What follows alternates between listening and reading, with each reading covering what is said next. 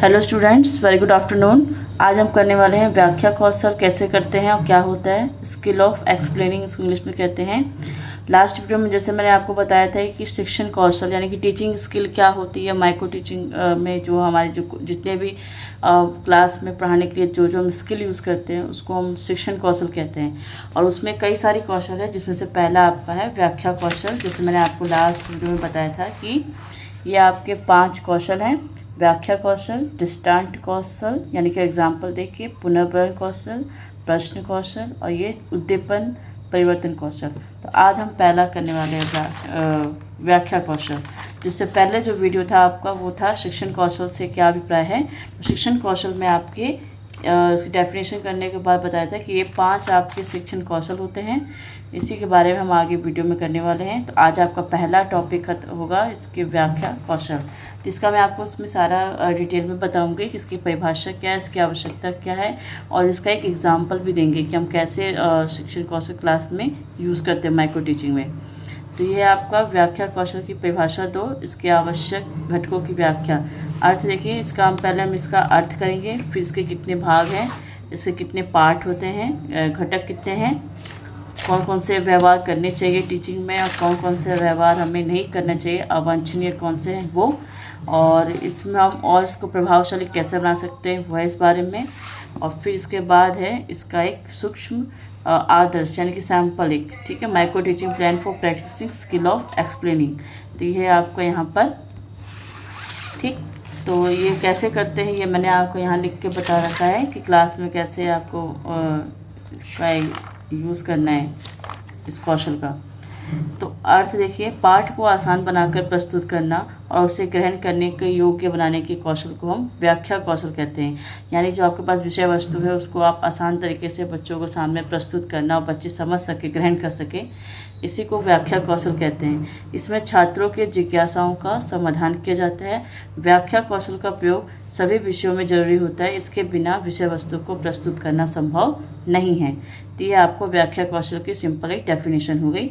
अब इसके भाग के ऊपर चलते हैं। तो व्याख्या कौशल में प्रयोग होने वाले कथनों, जैसा हम स्टेटमेंट, एक इंट्रोडक्टरी स्टेटमेंट होता है, परिचयात्मक कथन होता है कि क्लास में कैसे स्टार्ट करना है। तो उन कथनों को प्रकृति के आधार पर 3 वर्ग में बांट रखा है व्याख्या कौशल को। पहला व्याख्या कौशल है वर्णनात्मक कथन यानी डिस्क्रिप्टिव स्टेटमेंट। इसमें जो पाठ में आपके जो नियम, कॉन्सेप्ट वगैरह होते हैं उसके हम वर्णन करके बताते हैं, एक्सप्लेन करते हैं।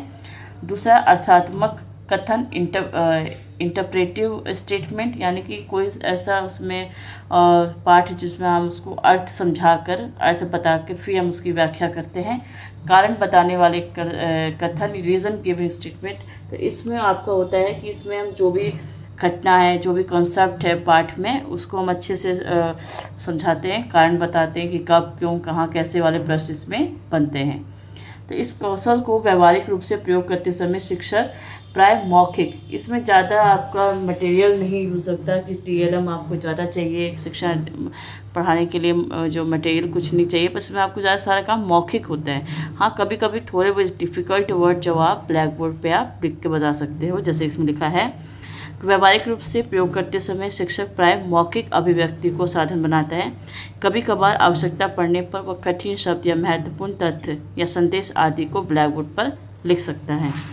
व्याख्या कौशल के घटक, यानी कि इसमें कैसे क्या क्या पार्ट होने चाहिए व्याख्या कौशल को करते समय।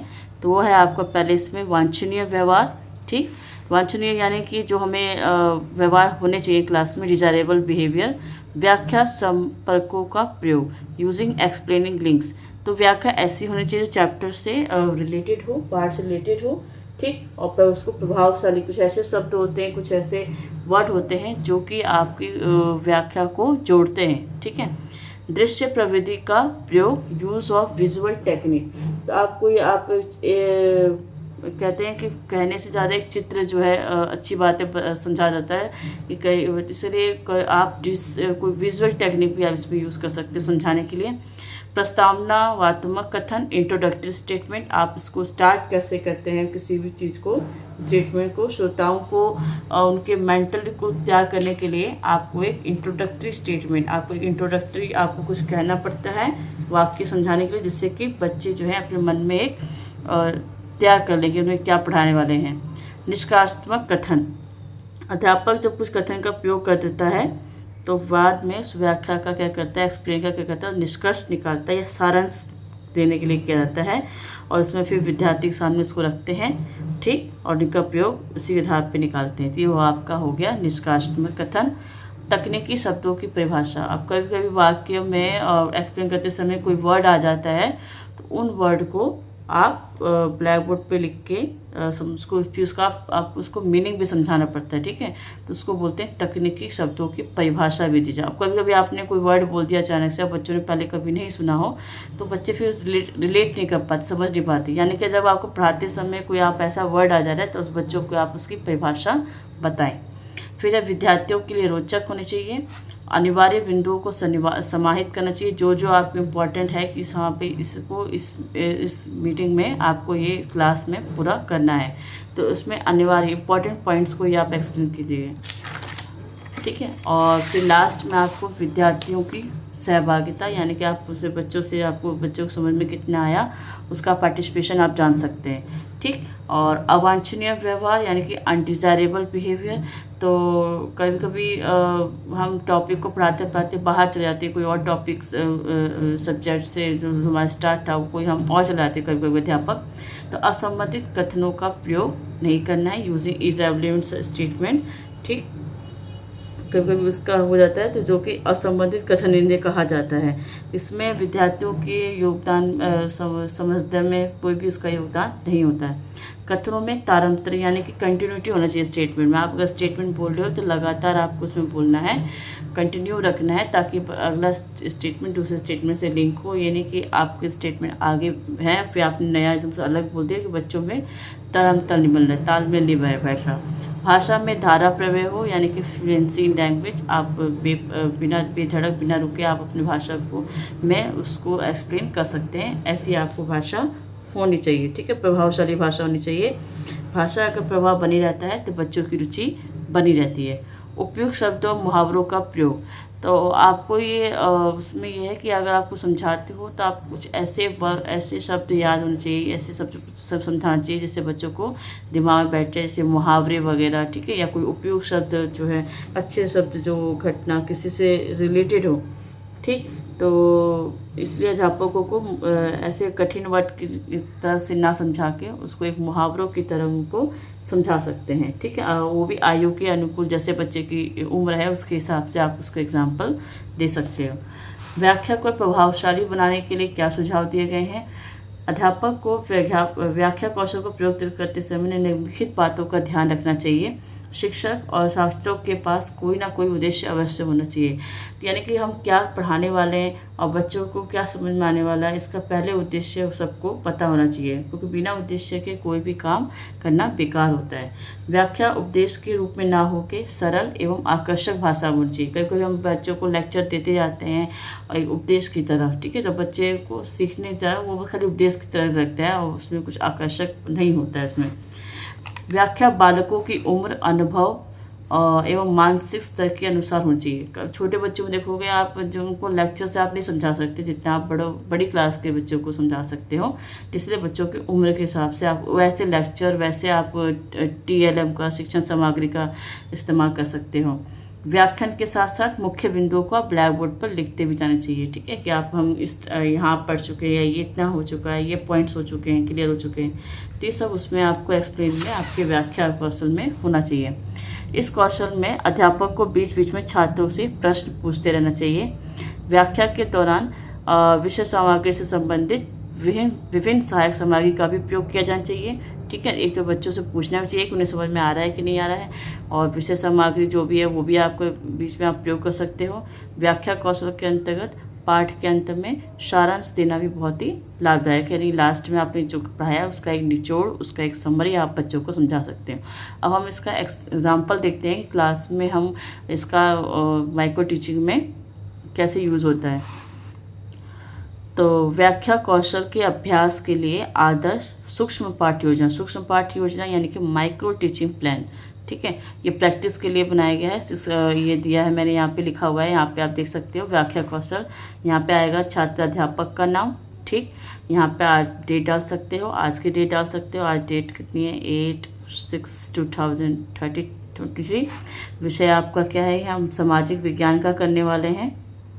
तो ये है आपका विज्ञान, सामाजिक विज्ञान यानी कि SST। कक्षा ये मैंने ले रखा है 8वीं का।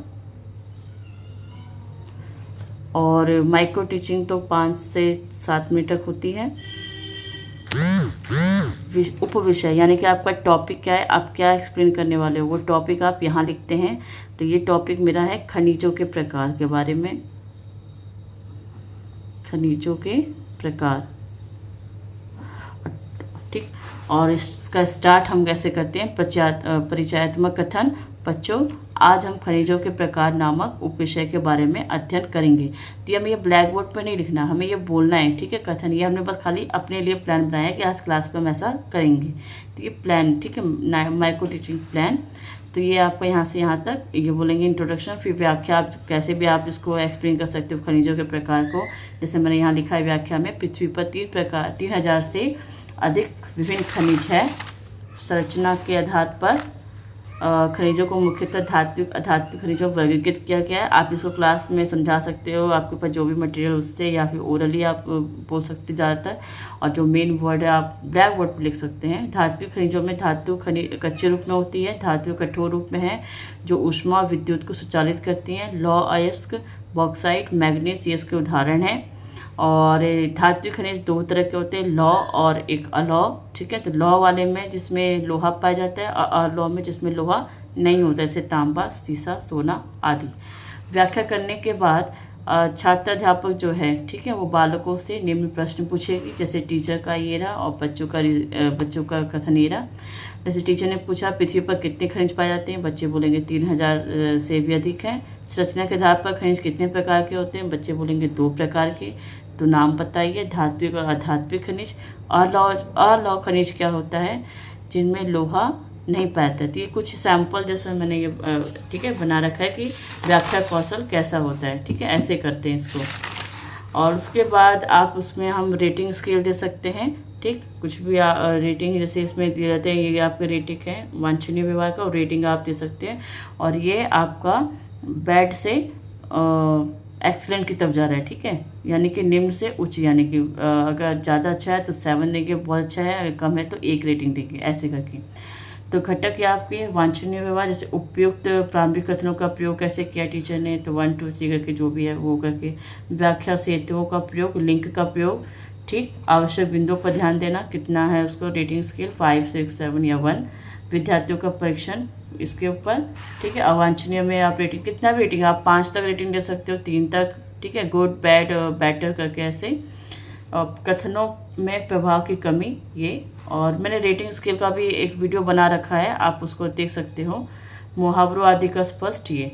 तो आप निष्कर्ष, ये मैंने माइक्रो टीचिंग का, इसका नहीं, ठीक है। ये जो ये निष्कर्ष मैंने इस क्वेश्चन का निकाला है कि व्याख्या कौशल क्या है, ठीक है। व्याख्या कौशल के ऊपर निष्कर्ष यह है कि उपरोक्त अध्ययन से स्पष्ट होता है कि शायद ही ऐसा कोई शिक्षण विधि हो जिसमें शिक्षक केवल एक ही शिक्षण कौशल का उपयोग करता हो। जैसे कि अब इस उदाहरण में देखो, आपने बच्चे ने ब्लैक बोर्ड भी लिया है, टीचर ने ब्लैक बोर्ड पे कठिन वर्ड भी लिखा है, बच्चों से प्रश्न भी पूछे हैं, व्याख्या भी की है, विवरण भी दिया है और उदाहरण भी दिए हैं। तो यानी कि किससे माइक्रो टीचिंग में आप ज़रूरी नहीं है कि आप एक ही उसी को एक्सप्लेन करना है, अगर ज़रूरत पड़े तो आप दूसरा तीसरा भी यूज़ कर सकते हैं कौशल, ठीक है। तो ये आज का पहला कौशल मैंने आपको करवा दिया है, व्याख्या कौशल। ये आपका ये रहा, ठीक।